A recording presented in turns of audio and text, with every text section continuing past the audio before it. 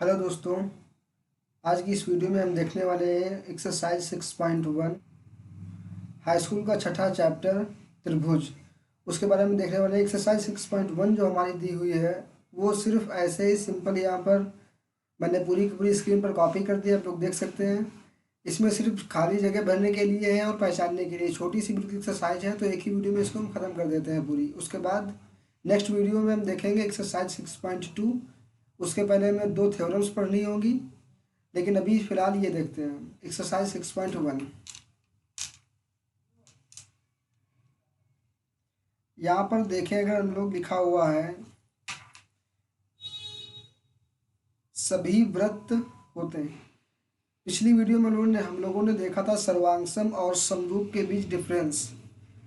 अभी एक बार फिर से अगर बात करें, समरूप क्या होता है?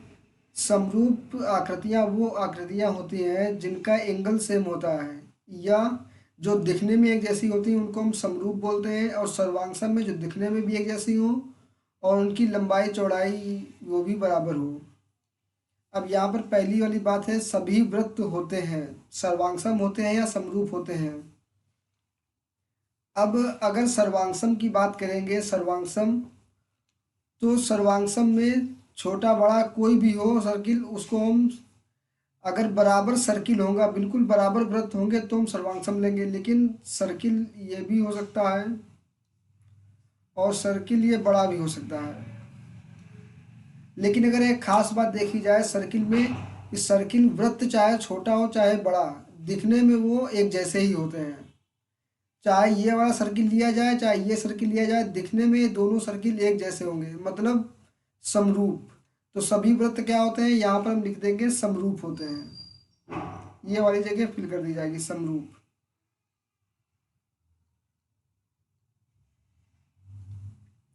समरूप क्यों होते हैं? क्योंकि दिखने में एक जैसे होते हैं। और सर्वांगसम तब होते हैं अगर दोनों की त्रिज्या एक जैसी होती, बराबर होती। लेकिन यहाँ पर त्रिज्या किसी भी वृत्त की कितनी भी हो सकती है, इसलिए हम यहाँ पर समरूप भरते हैं। दूसरा है सभी वर्ग सर्वांगसम होते हैं या समरूप होते हैं। वर्ग यही सेम कॉन्सेप्ट लगेगा इसी वृत्त वाला। जैसे कि ये अगर एक वर्ग है, ये भी एक वर्ग है,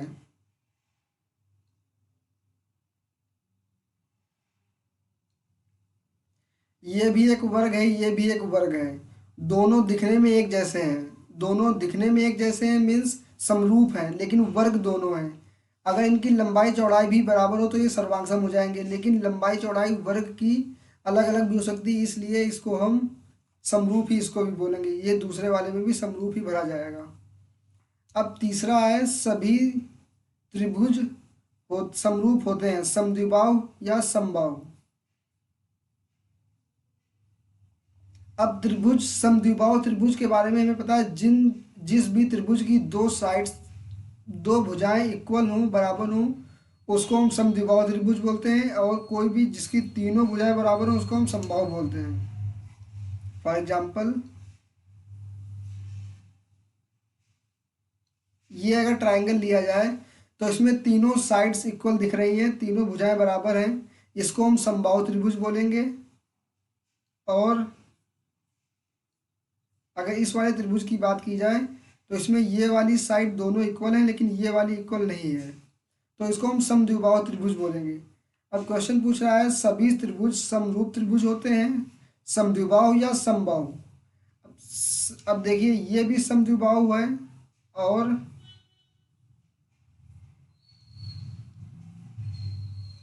ये भी समद्विबाहु त्रिभुज है। ये इसलिए इनको नहीं भरा जा रहा क्योंकि ये दिखने में एक जैसे नहीं होंगे। अगर ये अलग अलग हो गए, जैसे कि ये इस तरफ हो गया, अगर ये वाला आधार इस तरफ आ जाए तो ये अलग अलग दिखने में एक जैसे नहीं दिख रहे हैं। लेकिन समबाहु त्रिभुज ये है, इसको चाहे आप जिस तरीके से जिधर से भी आप घुमा दीजिए, इधर से रोटेट कर दीजिए चाहे इधर से घुमा दीजिए, लेकिन दिखने में एक जैसा ही होगा। इसलिए तीसरे वाली में समबाहु त्रिभुज सही ऑप्शन होगा।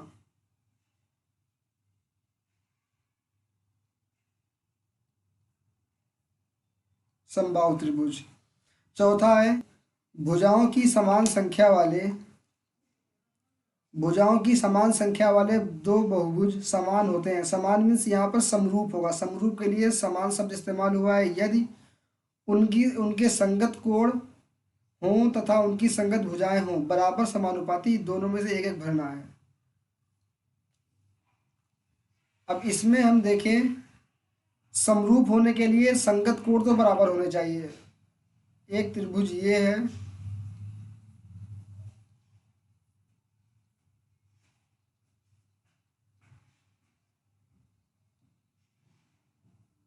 और एक त्रिभुज ये है। ये दोनों दिखने में एक जैसे हैं, छोटे बड़े हैं लेकिन दिखने में एक जैसे हैं, तो इसको हम समान त्रिभुज या समरूप त्रिभुज बोलेंगे। लेकिन अगर ध्यान से देखा जाए तो ये वाला एंगल इस वाले कोण के बराबर होगा, ये वाला कोण इस वाले कोण, मतलब संगत कोण इसका बराबर है। यहाँ पर फिल करेंगे, यदि उनके संगत कोण बराबर हों तथा उनकी भुजाएं समानुपाती हों।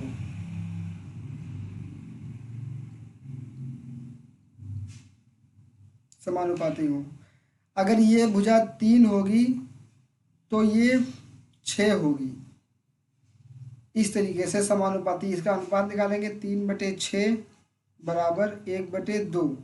अब अगर ये भुजा 8 की होगी तो पक्की बात है ये 4 की होगी तो ये 8 की होगी, क्योंकि 4/8 क्या हो जाएगा, 1/2। अनुपात समान आना चाहिए, इसलिए समानुपाती कर देंगे, यहाँ पर समानुपाती हो जाएगा। अब दूसरा अगर क्वेश्चन देखें हम, दूसरा क्वेश्चन दिया हुआ है, निम्नलिखित युग्मों के दो भिन्न भिन्न उदाहरण दीजिए। समरूप आकृतियों के दो उदाहरण देने हैं हमको। तो समरूप आकृतियों के दो उदाहरण हो जाएंगे, पहला वर्ग हो जाएगा, ऊपर जो हमने फिल जगह भरी है वही वाला कर देते हैं। वर्ग, एक छोटा वर्ग ले लीजिए और एक बड़ा वर्ग, ये दिखने में एक जैसे हैं, मतलब ये समरूप हैं, तो एक वर्ग हो गया। दूसरा उदाहरण हो जाएगा समान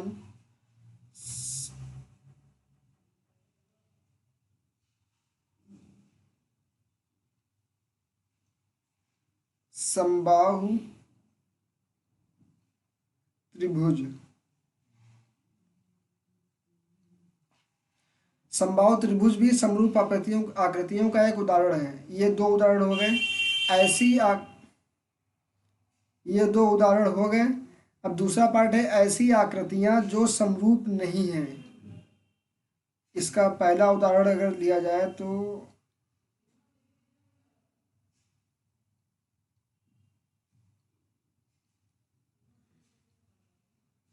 विषमबाहु त्रिभुज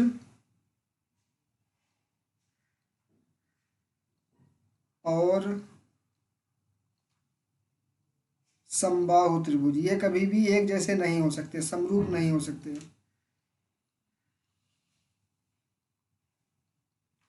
और दूसरा वाला पार्ट है, दूसरा इसका दूसरा उदाहरण कर देते हैं, वृत्त और वर्ग। वृत्त और वृत्त होता है ऐसा और वर्ग होता है ऐसा। इनका कितना भी आप साइज कर लीजिए लेकिन कभी ये समरूप नहीं हो सकते, एक जैसे दिखने में नहीं होंगे। इन दोनों के उदाहरण हो गए। अब तीसरा वाला और देख लेते हैं। ये तीसरा वाला पूछ रहा है क्वेश्चन, बताइए कि निम्न चतुर्भुज समरूप है या नहीं। समरूप, ये चतुर्भुज आप देखिए, ये चतुर्भुज देखिए, ये समरूप नहीं है। इसका उत्तर हमको लिखना है डायरेक्ट नहीं है। क्यों नहीं है अभी बता रहा हूँ। नहीं है, समरूप क्यों नहीं है, इसका रीज़न ये है कि अगर देखा जाए ये कोण 90 डिग्री का है, ये वाला कोण 90 से कम का है। ये वाला इसमें कोण देखें, ये 90 का है और ये कोण 90 से ज़्यादा का है। मीन्स इस वाले फिगर में चारों कोण 90 के हैं, इस वाले फिगर में कोई भी कोण 90 का नहीं है। लेकिन समरूप त्रिभुज होने के लिए कोण का बराबर होना जरूरी है। यहाँ पर हमने लिखा है संगत कोणों का बराबर होना जरूरी है समरूप त्रिभुज के लिए। यहाँ पर संगत कोण बराबर नहीं है तो इसको हम समरूप त्रिभुज नहीं है। इसका आंसर क्या होगा, ये समरूप त्रिभुज नहीं है।